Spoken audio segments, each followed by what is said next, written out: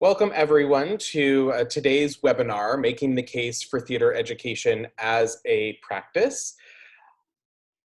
We are going to dive right into our content, beginning with an introduction to the webinar series that this one is a part of, recapping what we've learned so far, discussing some of these skills in case making and how they interact with leadership development, exploring an example with our guest speaker today, having a small discussion, and then concluding with some next steps. The series, as you may have seen, has been going on for a few months in 4 sessions. We began with looking at the basics of making the case for theater education in January, continued with a discussion about making the case for theater education in your community, exploring partnerships with cross-sector initiatives in advocacy and case making. Then in March, we began to look at making the case for theater education with the government at the federal, state, and local levels. And today we'll be exploring in a collaborative way, making the case for theater education as part of one's professional practice.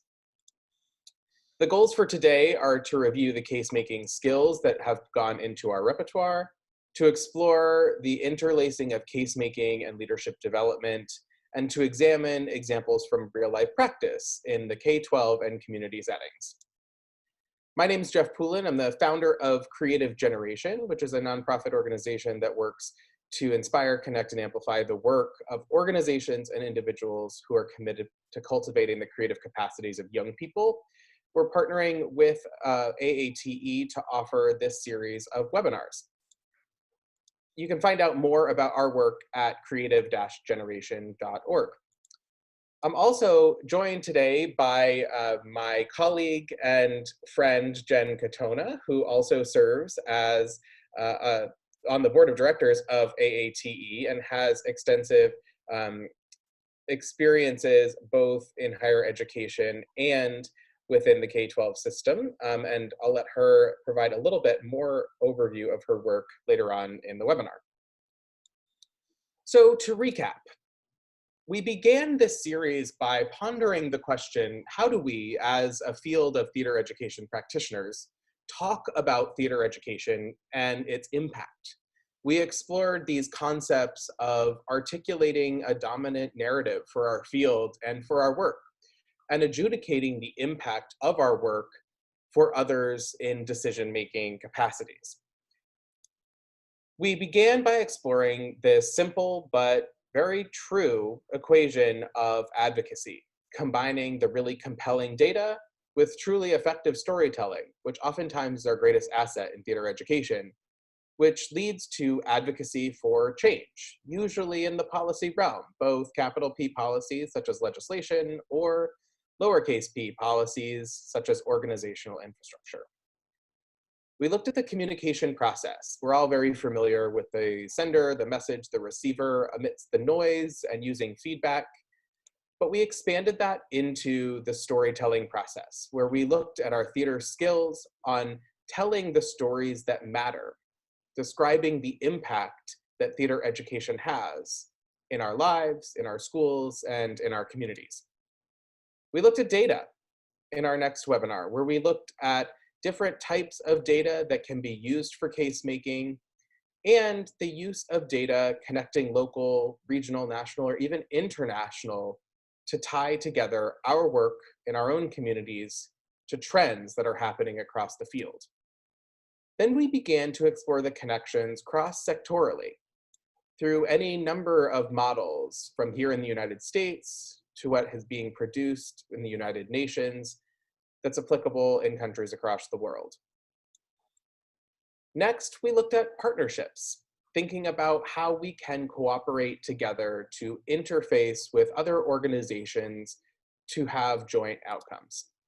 One model is collective impact, which is trending in the United States, where organizations come together around a shared agenda, shared measurement, mutually reinforcing activities, communications, with the support of a backbone organization.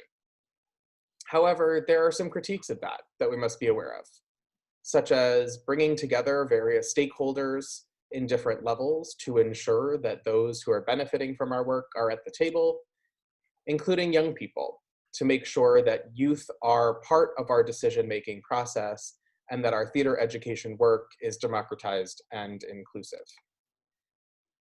Then we began to look at our work in advocacy and case-making through our federal, state, and local policy pipeline through materials developed by Americans for the Arts, and looking at the concrete asks that are impacting our world today, like appropriation from the US government to policy in sectors of education or juvenile justice or tax, and thinking about how all of our decisions in case making at the local or the state or the federal level play out in the long term through policy and funding.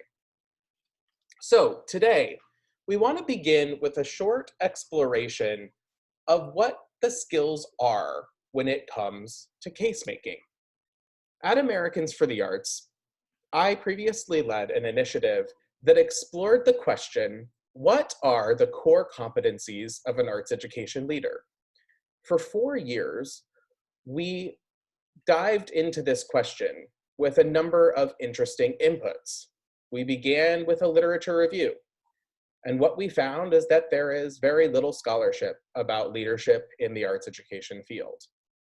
But we also concluded that there were many long-standing leadership development programs that all had bodies of philosophy behind them.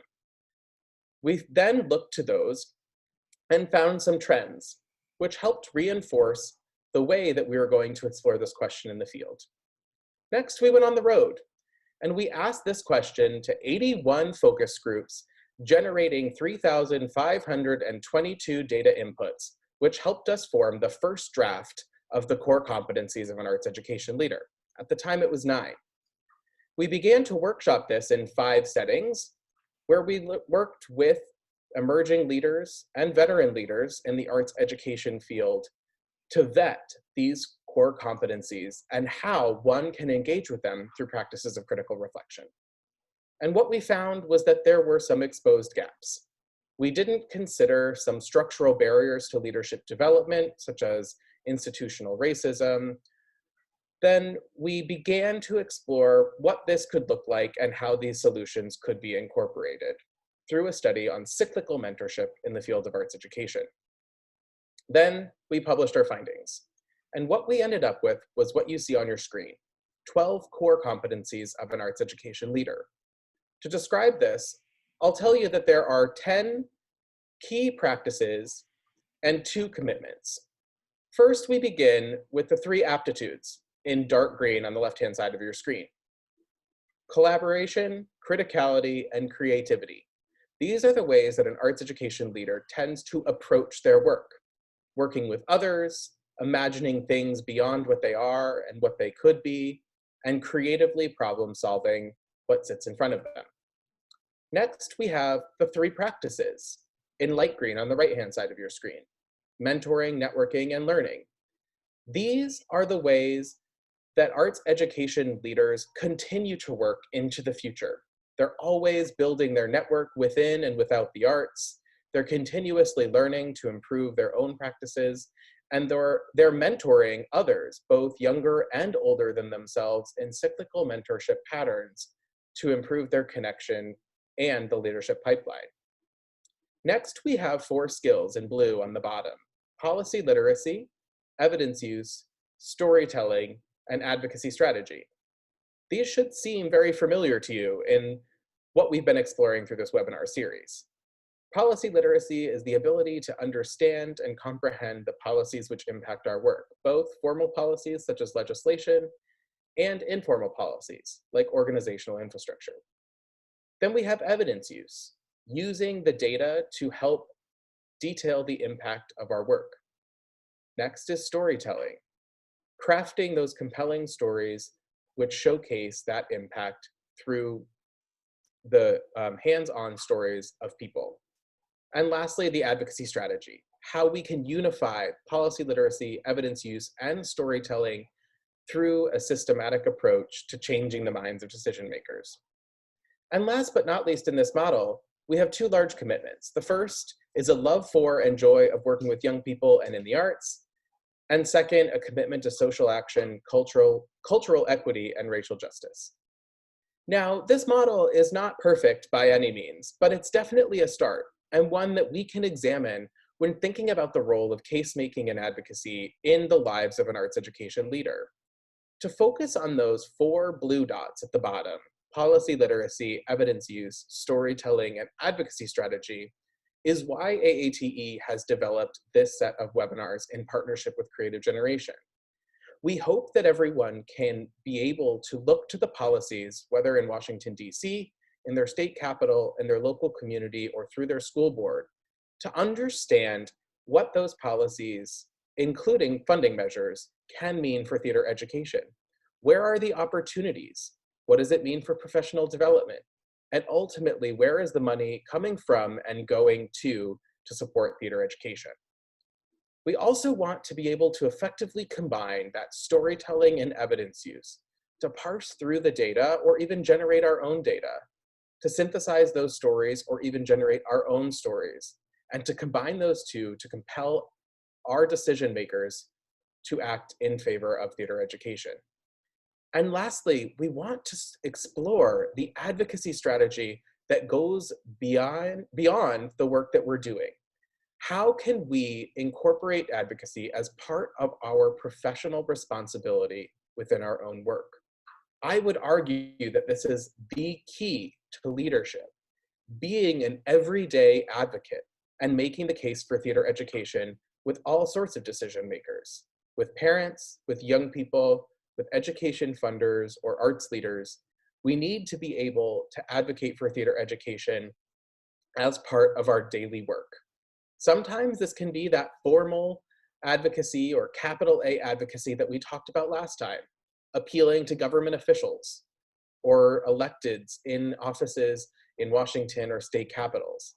But it can also be that lowercase a advocacy or informal advocacy that goes towards building public will, impacting young people to choose to take a course, allowing for parents to be part of the decision-making process, or to convince everyday citizens that arts education, and specifically theater, is relevant in the lives of our young people. So we know that this is a part of our work, and it's been concluded through numerous sources of research that it's a part of leadership in the field and our own responsibilities. So today, we want to showcase a few examples of how one leader in particular, but also a series of programs in both New York and Connecticut, have approached advocacy as part of their core principle. So I'd like to turn it over to my colleague and friend, Jen Katona, to share a little bit about advocacy within her own work and how it is manifested through 2 different roles that she's had within the theater education ecosystem. So Jen, I'll turn it over to you. Thanks, Jeff. And again, as Jeff mentioned, I serve as the chair of the board of AATE, so we are just thrilled that Jeff continues to do these webinars for us as part of this series, but also during this time, thinking about how we can activate our voices in the field is so critical. So thank you, Jeff, for putting these together and doing this. We're a small group. I'm assuming it's very sunny here in Connecticut, so maybe the sun has drawn people outside.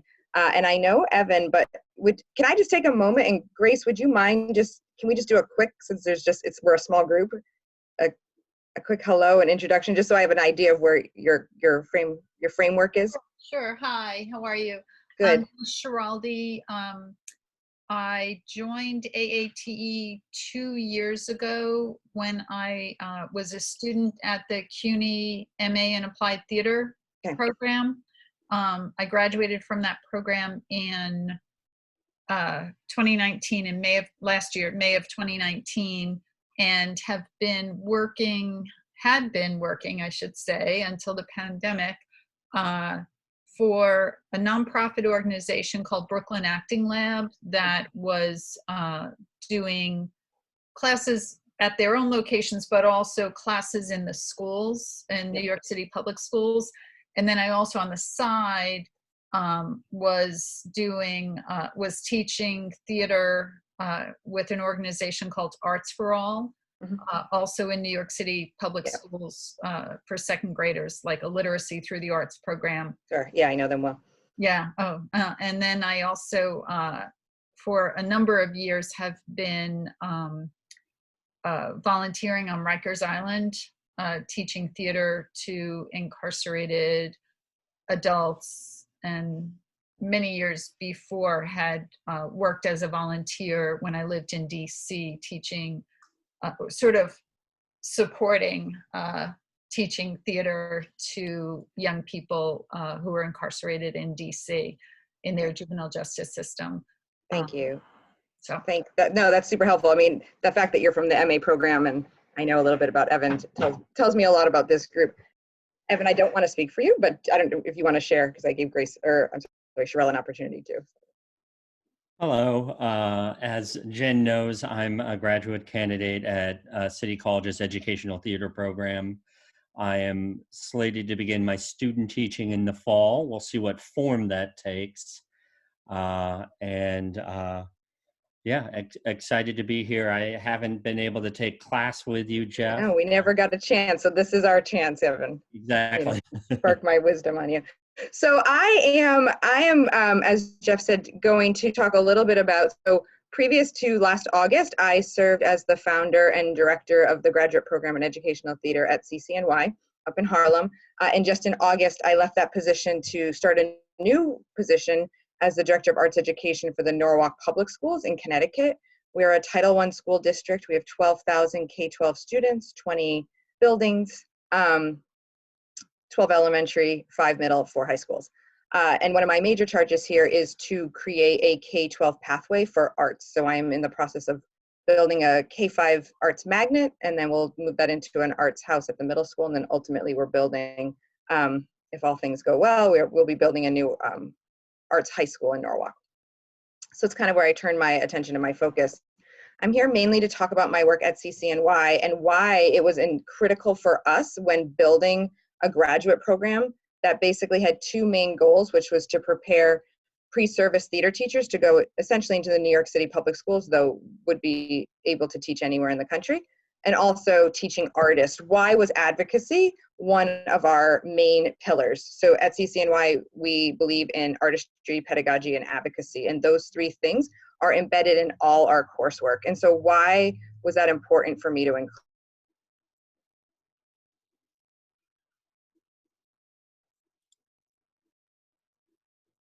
I hit the space bar to move a slide, but I only just muted myself. I don't have, yeah. So these were my given circumstances 13 years ago when I started the program. Was I knew I wanted to prepare teachers, pre-service teachers and teaching artists to be flexible and informed. I started teaching in the New York City public schools on September 10th, 2001, and got a crash course in flexibility, and nothing is as it seems. And even beyond just starting to learn how to be a teacher under the guise of 9/11, that was also right when No Child Left Behind went into law. New York City, while I was there, I had 4 different chancellors.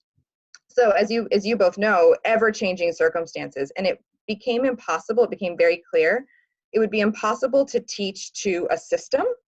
And then also just for a business model, we wanted to make sure that people were flexible to go into any situation.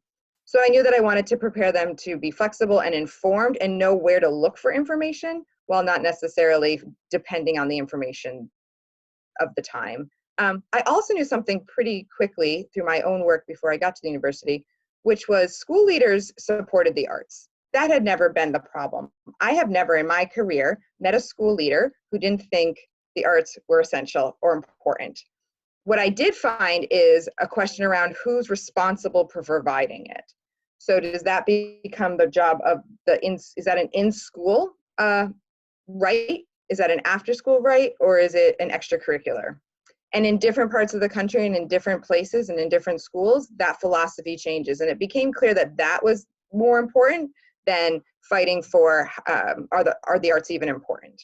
So kind of given those 2 sets of circumstances, we wanted to make sure that our students, that our graduate students, were not just prepared teachers and teaching artists and all that included, but that they could be these little mini advocates as they go into these different situations. And we galvanized around the concept and the idea, and one of our core values which was that the arts were an essential right to every student's in-school educational opportunities.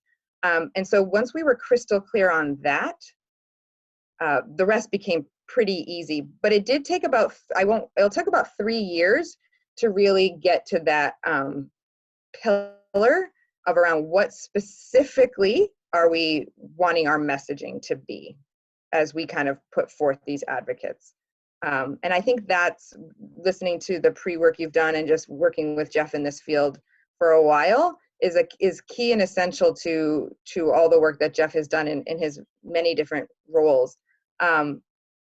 It can become overwhelming to think about all the work that has to be done for arts education. And so often the response is, well, we just need money, and yes, money helps, but I find it to be a little less about that and more about really crystallizing your message, not being okay with the fact that everything takes time, being okay with it. This could be a 10-year project, and really understanding the ladder of the steps you need to take to get there. Can you flip it, Jeff? Great. So I'll just go through this and then I'll pause and we can have a conversation. But so what did that look like in our classrooms, right? So Evan knows a little bit, and I'm sure similarly to some of the stuff that the CAT program does, we were very simpatico. So in some cases it was very specific policy proposal papers. So let's just get right down to what it looks like if we were talking on a federal level. Understanding, as Jeff said, that advocacy is both big A and little a, and understanding your sphere of influence. So using that great tool that came from Americans for the Arts to understand that if you're a classroom teacher, you can influence your principal, maybe your board of ed, depending on your structure, maybe a superintendent. But if you need something in your classroom, if you want to go on a field trip, you're not going to go to the mayor or the chancellor, right? So like, what is your one up that you can talk to? And then really providing hands-on, sometimes role-playing, sometimes writing emails as assignments to help them articulate those asks. So what are the facilities you need? What are the field trips you want to go on? What are the materials, the show kits? Sometimes it's just asking for $2,000 to do the rights to a show. And you need that perfect, as Jeff said, that perfect data, that perfect percentage point to articulate that message. So that helped guide our work in the program around, all right, there's so much research out there. What's research that might be really helpful to our students when articulating their advocacy needs? So let's throw an article in about why field trips are important, right? Well, let's talk, the new Vic and NEA has some new great data around at what grade level you need to be going to the theater and what impact that has on your lifelong experience as an audience goer. So tried for ourselves to stay on top of the research and then give them that as the reading, so it became very practical. Yeah, and then I'll pause on this, and then I'll talk a little bit how I translated that into the district level where I'm at now, but I don't know if there's any questions about the previous or thoughts. Just to clarify, you're talking about you're talking about students in the CCNY, in the master's. I'm talking about why in a higher ed situation, did we feel it was important to make advocacy something? Yeah. Right. And I guess one of the things that would go spring from there is how to, for those theater educators who did not have the opportunity to study, in a program that fronted, your 3 pillars. Mm-hmm. How do you reach them and bring them on, and turn them into advocates as well? Yeah, that's a great segue into what I do now at a district level. So I work now, right? So I have about 83 arts educators under, I'm not a direct supervisor, but 83 arts educators in my district. One of whom is a graduate from the CCNY program, but the other 82 are not. And so how do we begin to have some common language around, and what is our shared goals? And that is a process I'm in right now. And I'm kind of figuring that out. I'll tell you where I'm at because I'm about 8 months in. So I started with just, I made it a commitment, and it was challenging, and I could see someone getting tired halfway through, but I had a one-on-one personal conversation with every single arts teacher in my first 3 months there. And I asked 3 questions. What do you love about, right? To go back to Jeff's image of what is your love of the arts? What do you love about the work you're doing? What makes you just light up about your kids? Where do you see this going, right? So another pillar of the arts leader is the vision. So what's your vision? And then what's the obstacle that's holding you back from that? So I got everybody to articulate that for me. And then I was able to take the obstacle column from my position and think about how I can help support those. And some of those were real easy. I could fix those in a day. And some of them are much bigger structural things. So where I needed structural support, I brought them together. So, a lot of this stuff is the same process. So for me, I work with teachers. The idea is you're bringing the audience into the conversation. So if you're a teacher, you bring your kids into the conversation. If I'm a district level, I bring my teachers into the conversation. So how do you make sure the people that are impacted by the work have a voice in the work? Which also gets to the bottom half of that image, right, which is around equity. So some of the issues that were standing in our way were just the way some of the scheduling was done, some budget and scheduling stuff. I needed to understand it more, and I needed them to create it, to have ownership over, but also who knows better, right, how things should work than teachers and the people doing it, or in some cases, the students. So giving voice to the people who will be directly impacted by the work. And then once I had that and it was clearly articulated, then it became very easy for me. And that's why I say remaining present, consistent, and informed. So we are in COVID, and we do read and hear some kind of bleakness around what the futures of education and education funding is. And I am a hiring machine over here. And I credit that to just being present, just being on the calls and kind of just being so clear in my messaging around what it is I want for the district.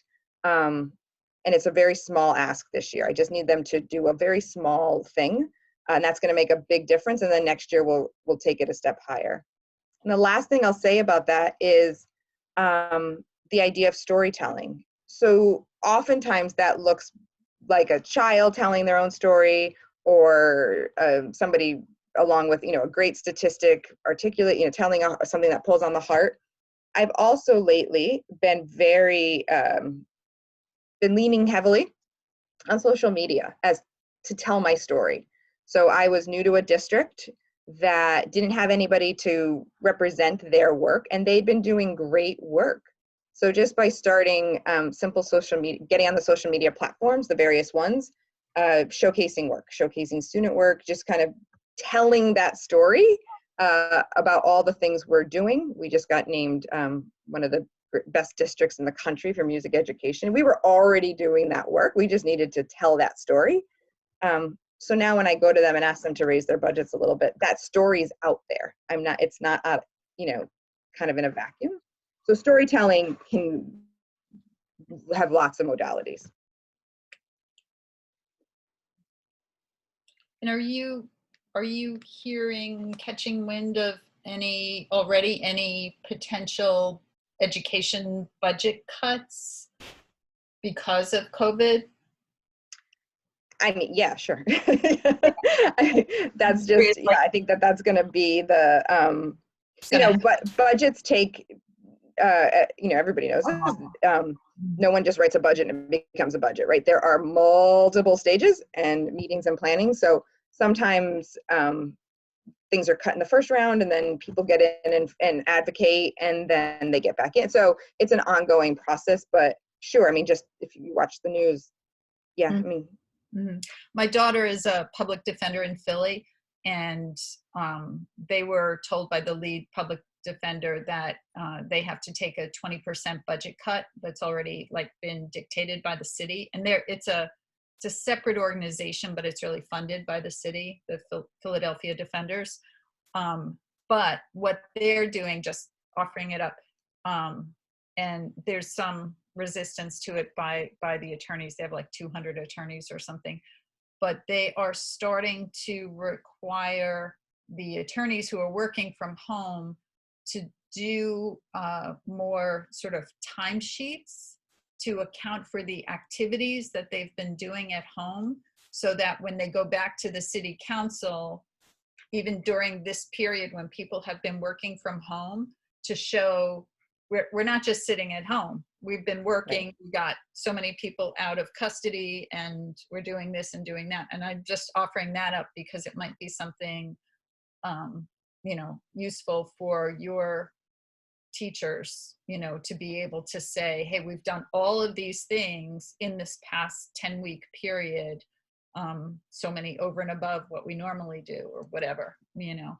so that when those budget arguments start to come, you've got ammunition. We're good. I mean, yeah, thank you. Yeah, I think, yeah, we're good. We've got a strong board of ed here, and our teachers, as all teachers have in the last 10 weeks, have just been extraordinary in going above and beyond what could ever have been expected of them teaching and taking care of their own families. So yeah, but thank you. It's always good to hear other ways people are doing things. Great, thanks so much, Jen. I'd love to encourage us all to now have a little bit of a dialogue as we transition out of sort of talking at you. Rather, we'd love to be talking with you and tying in some of the larger themes from the other webinars that we've been on. If you had any sort of aha moments or things that you realized or stumbling blocks or questions, we'd love to field those now. But also with some of the policies that we talked about, I would encourage folks to think about how those relate most to the work that you're doing today, and how you can be an advocate and build in that case making to your everyday work. If you are the foremost expert on a certain topic, how can you be the advocate for that in all of the scenarios that you work in? And lastly, going back to that idea of the ecosystem, but who might you connect with in order to amplify that work? We know that there's a tremendous amount of strength in our own advocacy when we put our mind to it, but how can we work with others to do that work together at a greater pace? I know that in my experience and how Jen, you and I got to know each other was collaborating and thinking about what could be into the future. Connecting those dots between federal work and state level work and city level work. And those types of connections are really powerful and really make our overall work as an entire theater education field become cohesive. So I'd love for us to think about any questions that we have, or maybe answers to some of the questions on the screen now that may be worth exploring for this webinar. Maybe not specific to this day, this moment, but for our longer term development as professionals. So we'll turn it over to those who are on the call. Do we have any discussion points, questions, or answers to offer?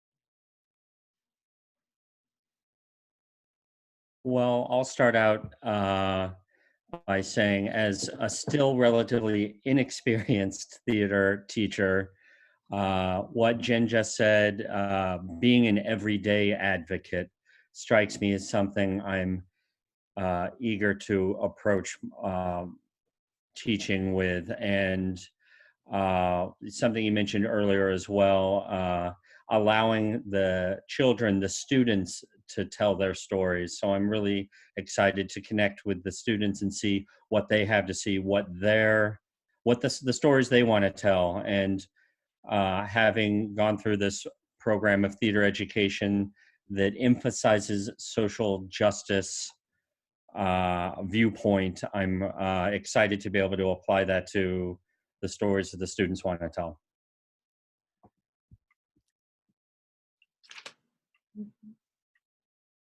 Thank you. I appreciate that. I think working with simultaneously working with those entering the field and those who have been in the field to sort of unify our efforts is one of the kind of greatest strengths. And in a lot of the research we did, that concept of cyclical mentorship and that we can learn from each other regardless of our levels of experience was something that became very prominent in conversations about case making and advocacy. So that concept of everyday advocacy is something that we can often pass down from generation of theater teacher to generation of theater teacher, but also the innovations and how that works in the world can be passed up a lot of times, particularly around concepts of technology and communications infrastructure. So I appreciate that. Thank you for sharing. Were there any other contributions from folks on the call? One of the things that I think about is how varied theater education is in different school districts. You know, like I've been doing work most recently in New York City. I grew up out on Long Island. My kids went to school in Maryland, in Montgomery County, Maryland. And I feel like theater is not considered as important. When people talk about the arts in education, music and visual arts come first, and theater is not, it's almost seen as extracurricular, you know, it seems like in many school districts. And I wonder if the trend is not that way. Am I, you know, is my personal experience not the way things are happening? Are there many more school districts around the country that bring theater up just as high as visual arts and music?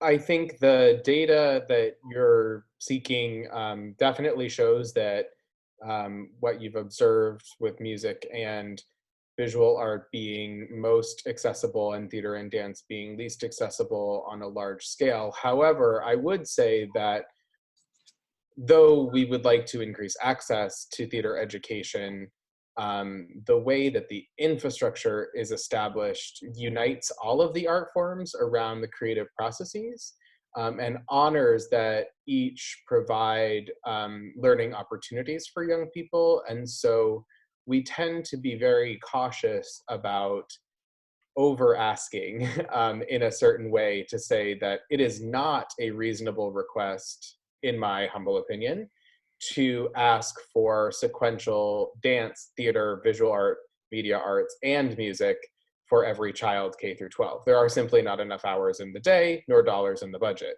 So how can we work together as an entire ecosystem? So to the question about who might we connect with, working with our peers in other disciplines to advocate for the arts writ large, and specifically for theater's role within that, is very important. So I think to your question, the observation of and the data supporting access to theater in relation to other arts disciplines is true. However, I would say that particularly in times of more growth in trauma-informed practice or social justice integrated practices, theater integration in particular has been shown to be one of the biggest growing sectors of strategy by teachers. So it sort of depends on how we look at it. And that speaks to our concept of that everyday advocacy. So where those opportunities arise, how can we position theater education to be a solution to address the needs of our community or our student population or our school, and to show that what theater education brings in the mix is both a monetarily viable and pedagogically relevant addition. Mm-hmm. And I wonder if there might be greater opportunities moving forward to integrate the arts across the curriculum into other, you know, like I know even in my program, there's one guy who is graduating this year who's a math teacher, but he joined the, you know, MA in Applied Theater program because he wants to be able to incorporate the tactics that we learn and the, you know, things that we learn into his teaching practice as a math teacher, you know, and has done some phenomenal work, you know, so far, really bringing it to life, you know, applied, like really applying math and theater together. But I'm curious if you all think that, again, I have like this worry of budget cutbacks in our, you know, in the next decade, or, you know, as a result of the pandemic. But in order to preserve the arts in education, should there be a greater push on integrating the arts into other curriculum areas? So I think, and Jen, I would love for you to chime in. Yeah, let me just sort of lay the groundwork. I have very strong feelings about that. Yeah. So I think first and foremost, it's important for us to underscore that as a result of the arts integration movement, which largely began in the 1970s, we have codified the role of the arts not only as their discipline-specific, academically rigorous subject area as one of the well-rounded subjects in the Every Student Succeeds Act and within every state level education plan since 2015. But we've also codified the opportunities for arts educators and non-arts educators to work together to implement arts integration across curricula. That said, I think when it comes to a fear of budget cuts, and this is where I'm hoping Jen can step in with her role, is that we need to be at the table as advocates for the arts, because since 1992, the arts have been seen as an academically rigorous subject up there next to English, language arts, math, history, science, social studies, and the like. So we cannot and should not ever accept more of a proportional cut than anything else, recognizing a tremendous economic downturn like we saw in 2008, that we're likely to see in 2021. We should not be expecting any further cuts than any other systematic subject area. But we must be at the table and be advocates at the table in order to sustain that. Jen, do you want to talk about your thoughts I on would that? say, you know, in a perfect rate, the perfect class, the sun is just beaming in here. The perfect scenario is arts integration is good teaching, and that becomes something that is in PDs and much more critical for our non-arts content area teachers. And then we have skill-based teaching with our certified teachers. And then we have our experiences with teaching artists and going out into the field, right? That's the perfect trifecta. As we move towards budget cuts, it's a slippery slope. So the conversation becomes, what? Don't cut the art teacher because I'll push into your math class and I'll make math. Like, that doesn't tie with budget cuts. If a school system doesn't think that they can afford a teacher any longer, then it goes to Jeff's point of, we just want to make sure that we're being proportionally cut. So if it's New York City and it's last in, first out, that's proportional. That, schools are just being fair about it, that we're not going across a district and saying all arts are gone. If a school can't afford a teacher, they can't afford them no matter what they're teaching, right? I also worry sometimes I think we did this as a field for a while, and I think we got really much, much better at it in the last 15 years of saying, we'll take taking the scraps a little bit. We'll teach anywhere you want us to teach. We'll teach any subject area you want us to teach. Look, we can do everything, rather than saying, we can do everything, let us do it for you, right? So, we can be really impactful as arts integration to class, and we can be really impactful around socio-emotional learning. We can be really impactful around conflict resolution and bullying. Whatever the issue of the time is, the constant is the arts can be helpful in that, particularly theater. So I think, again, going back to the earlier in this conversation, is what is our one message and consistent message?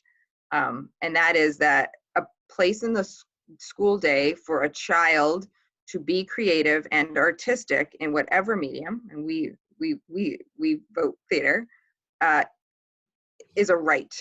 it's just a right. And that needs to stay in the school day, and that needs to be the consistent message versus, but we can also push in here and we can also do this. So please don't cut us.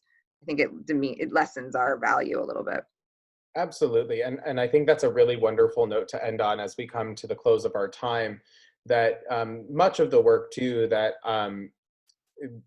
I've been doing for the past year and shared a little bit at AATE conference last year and will continue to share through AAT in the future, is this concept that arts education since the 1970s has been a human right in international law and has been a federal right since the 1990s in the United States, and is guaranteed through state level policy and city level implementation. So moving into that rights-based infrastructure for our language and advocacy, rather than the dominant narratives that we have scoped for arts education in the last 2 decades, meaning the arts raise test scores, the arts lower dropout rates, all of these things are correlated, and that's wonderful. But at the end of the day, societies around the world have determined that young people have the protected right of being creative, developing their own cultural identity and expressing that into the world. And we as educators are there to cultivate and enable that process. That's really, I think, is where that core message could stand and be beneficial. Again, that's my own opinion. You do what's right in your own community, and it will be different everywhere. You've seen one school, you've seen only one school. But I think that, to Jen's point about our everyday advocacy being a very clear and consistent message, it does take some work. And that's a whole other series of webinars that we could do for people to hone their own message. But as we think about that everyday advocacy, I leave you with the thought to say, what is your message? Can you write it down, and can you continue to work it into your work every day, whether on Zoom, in the classroom, at the coffee shop with a friend, or through your own websites and various communications mechanisms? Is that message consistent, and is your case making for theater education ever more prevalent in your work? So with that, we'll thank you all for coming today. As some next steps, this series has come to an end. There are no further sessions. However, the digital archive is already available for the first 3 units on AATE's member website, so I would encourage you to go check it out. Today, we reviewed case-making skills, we explored the interlacing of case-making and leadership development, and we examined some examples from real-life practice in higher education and in a K-12 setting. If you have any further follow-up questions, please feel free to get in touch with me. I'd be happy to field them or connect you to the right people. My email and website are on the screen. And with that, I'll thank you for joining us today, and I wish you all the best in your endeavors, in your own work, and in your community. Thanks for joining us. Thank you. Take care.